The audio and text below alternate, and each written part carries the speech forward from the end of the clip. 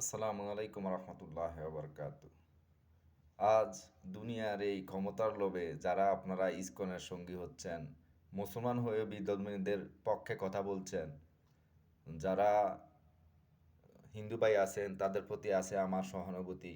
কারণ আমি একজন মুসলমান, আমি সব ধর্মের প্রতি সম্মান রাখি।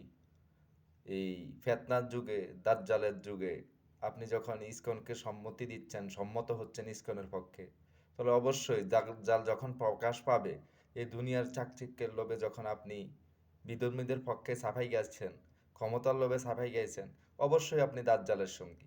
অবশ্যই আপনি দাজ্জালের সঙ্গী, আপনি বিধর্মীদের সঙ্গী, আপনি লেবাসদারি মুসলমান। আপনি নিজেকে সংযত করুন, আপনার হাতে সময় আছে।